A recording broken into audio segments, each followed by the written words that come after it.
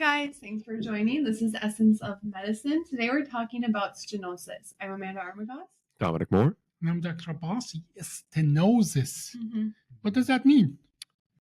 Usually it's just like do you want to go first? Narrowing of the spine.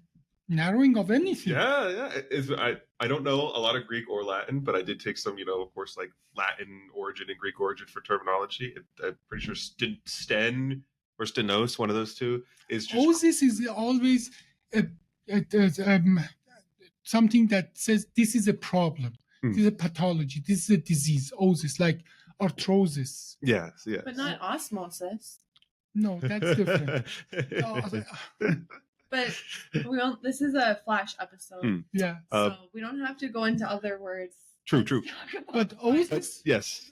That's a disease, so Sten is like narrow, and so then stenosis is disease of narrow. Narrowing, that is a problem. Not every narrowing that's causing symptoms. What are the common symptoms of spinal stenosis? Well, first of all, let's talk about stenosis as a general, because you can have a stenosis of our arteries. Then you have a stroke. Yep. Or heart attack. Yeah, cardiac. What do we call the vessels of the heart? Coronary stenosis. Or the vertebral artery or carotid stenosis. So when someone has an allergic reaction, if they ate peanuts and their throat starts swelling, is that stenosis or? No, that's spasm. Okay. Stenosis is more kind of permanent. Yeah, it's not going to just go away. You have to have something done to have it go away. Now, spasm is anything in our body can have a spasm, and then that's it. I would say physiologic narrowing, that temporarily. Okay. But then the stenosis mostly refers to something that a plaque or something that's more permanent is there and has made it permanently. Yeah, narrow. If you cut open a garden hose and super glued a rock into it and then you sewed it back together, that garden hose would have stenosis because the rock's not just going to dissolve. Or but whatever. If you push from the outside, then you're a weird person. You need to clog your water hose for a little bit so you can go to a different spot that you're trying to water. Something like that. Yeah, that makes sense. There you go. Do that. Okay. So what are some common symptoms of having spinal stenosis? What would it feel like? Go ahead. Yeah, so you get it in various of different areas. So if you have stenosis in the areas where your nerve roots exit, then a lot of the times you get various things from either shooting pains just along the path that nerve normally travels, or weakness along the path that the nerve normally travels, or numbness along the route. Pretty much all of the things that the nerve wants to do slowly start to get cut down based off of how the stenosis is working on that. And as a matter of fact, that is how we figured out how the neurons work. About 150 years ago, a very smart guy took some animal, I think it was a frog or something like that. They just tied a knot around that poor animal's nerve. Just tied a knot there. With what? Probably like just full string. Suture, whatever. Oh. And then they found out, okay, obviously that nerve doesn't work anymore. But then they found out on both sides of the nerve, things are accumulating. That is how axonal transport was discovered. Oh. What that means, from almost 200 years of history of medicine, we know if there is a pressure on the nerve, that nerve stops working. Now, wherever that is. Now, our spine is as such that the brain is in our skull, then the so-called medulla oblongata and spinal cord goes through foramen magnum, the big hole, foramen hole, magnum, big. Giant hole in the skull, in our skull. And then the nerves from our cortex, they go to each of the segments, and then they cross over to a second neuron, and then that neuron literally gets out of the hole in the spine and goes to our arm, hands, fingers, toes, leg, whatever. Now, in most of adults, spinal cord actually stops at where? L1, L2. Right up there. Yeah, actually, when we are a baby, spine spinal cord and the spine are same length, but Mhm. bone grows faster than the nerve. So in an adult, spine actually retracts up. What that means that at certain level, which is L1-2, above and below, spinal stenosis has completely different symptoms. Why? Because above that, whatever pressure is still the same process. Stenosis pushes on the first motor neuron. Below that, it pushes on the second motor neuron. You just talked about that in the foramen, where the hole where the nerves are going out, if something pushed there, you are pushing only on one nerve root. So you have, what do you have? Nerve root symptoms. Nerve root symptoms is not necessarily the nerve symptoms, because many of those nerve roots come together to make a nerve. Like sciatica is the accumulation of 4 or 5 of those nerves. So but when something in the foramen where the nerve is going out push on the nerve, what do we call that? Radiculopathy. Yes. Spinal radiculopathy. Now, if the pressure is a little toward the midline, it doesn't push on the same nerve that goes out, it pushes on the nerve that goes one level below. We call that lateral recess stenosis, which actually makes the symptoms of the level below. If you don't know anatomy, you think, why is it making the nerve symptoms of the level below? Because it's pushing on a special way. Now you come more to midline, you're pushing on all the nerves that are passing through. So after L1, L2, spinal cord stops, and then all these nerves still have to get out. They come together to a structure that we call the tail of the horse. Cauda equina. Cauda equina.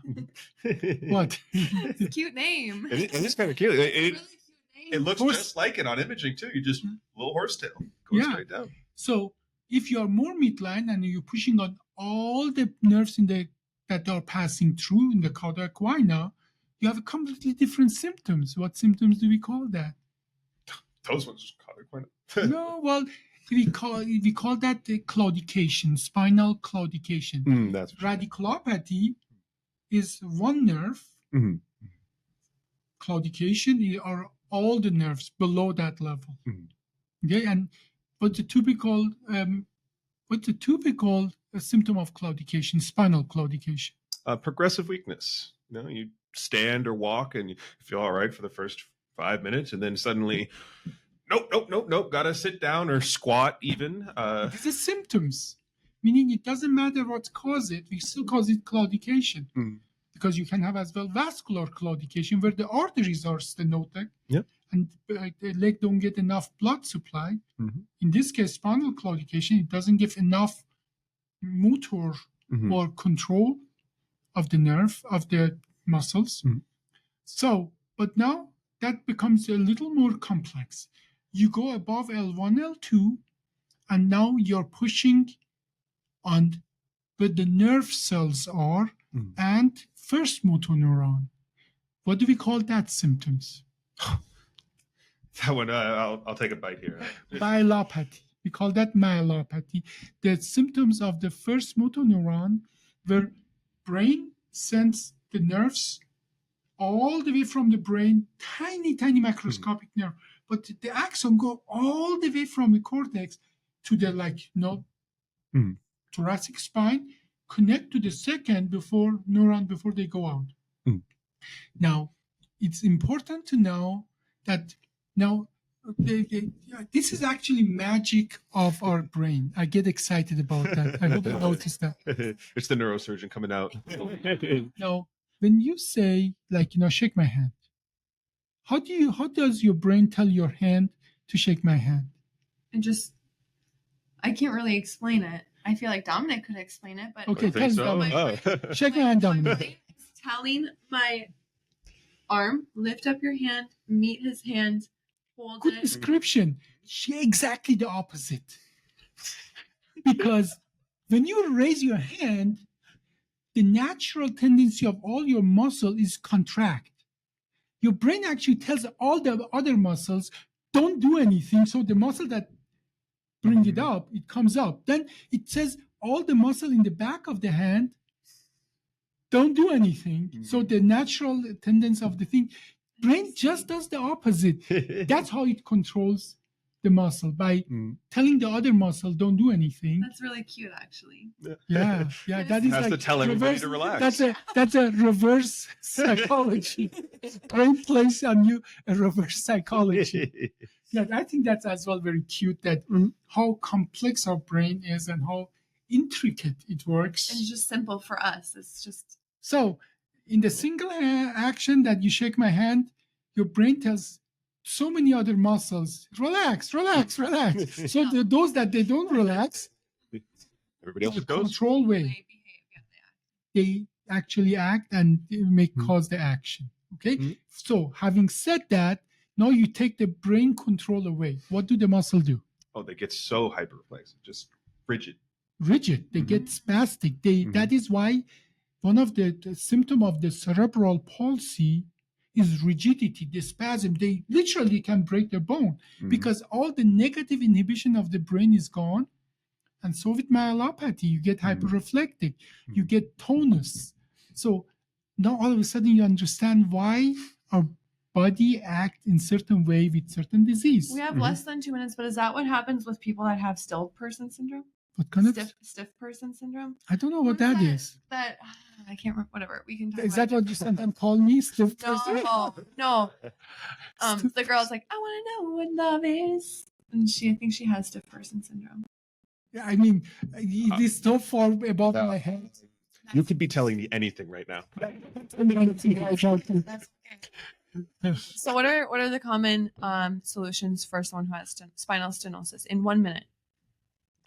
Go ahead. Goodness, my goodness. No, 30 seconds. You can You got to decompress it. You got to open it up. pressure off. Yeah, that's it. That's the only way. There are two ways of taking the pressure off. Injections? No, injection wouldn't take the pressure off. Yeah, it just silences the hostage. Okay. Yeah. No, two ways of taking the pressure off. A spinal cord and all the nerves are surrounded by bone. Or something nerve is surrounded by disc and ligament. You go and things that are outside, cut them out. So it has more space.